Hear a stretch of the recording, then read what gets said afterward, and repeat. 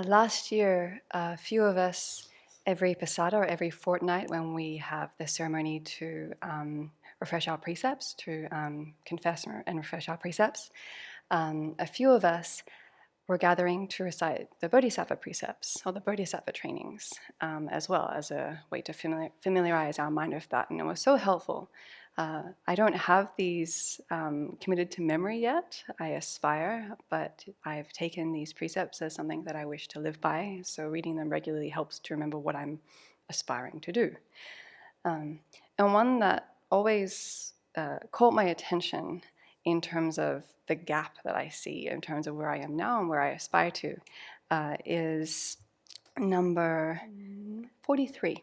You can find these in the Pearl of Wisdom 2, the Red Book. And this falls under the category of eliminating obstacles to the ethical conduct of benefiting others. So what we want to stop doing is not acting in accordance with the wishes of others, if doing so does not bring harm to yourself or others. Or phrased in a different way, we want to act in accordance with the wishes of others if we can, if it's not going to harm themselves or ourselves. And yesterday was quite a beautiful example of where I noticed that that's not what I was doing. Because I was the situation arose where I could have been flexible, and I found myself tightening. And the first thought I was like, what about me? The situation, which is irrelevant really, but it could have put someone else's needs before my own. And my first thought was like, no, I want to be considered here. Where's my choice? Where am I being taken care of here? It's all about me. And I was quite miserable with that mind.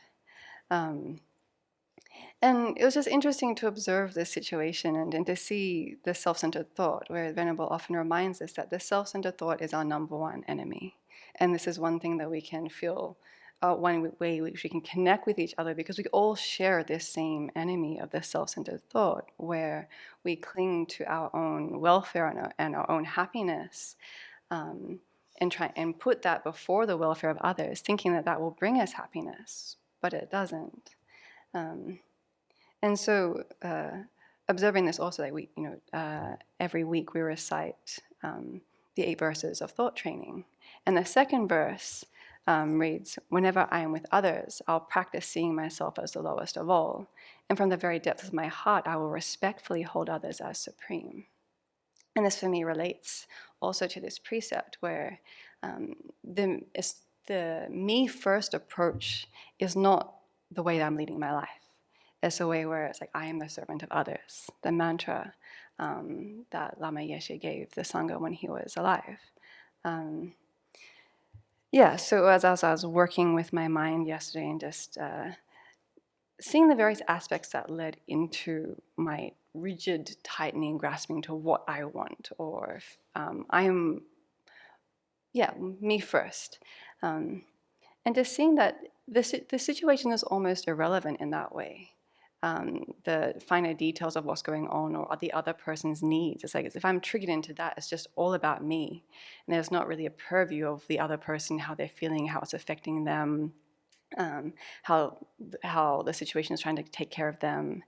And also grasping at permanence, the resistance to change.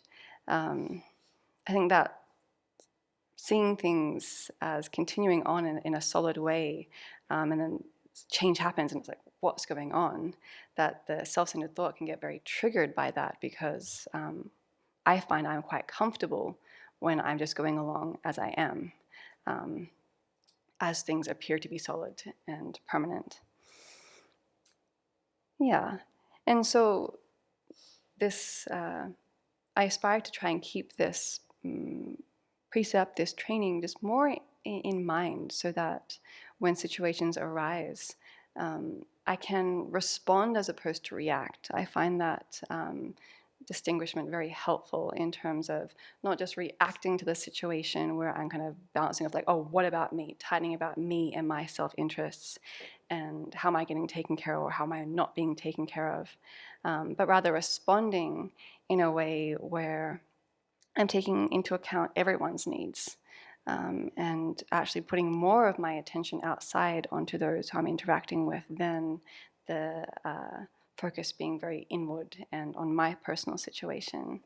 And I think the most recent teaching that the Dalai Lama gave when he was speaking at Losar, he mentioned a verse from Shantideva around how if we don't exchange ourselves for others, we won't attain Buddhahood, but we're also not going to achieve the happiness in this life either. And I find that quite motivating.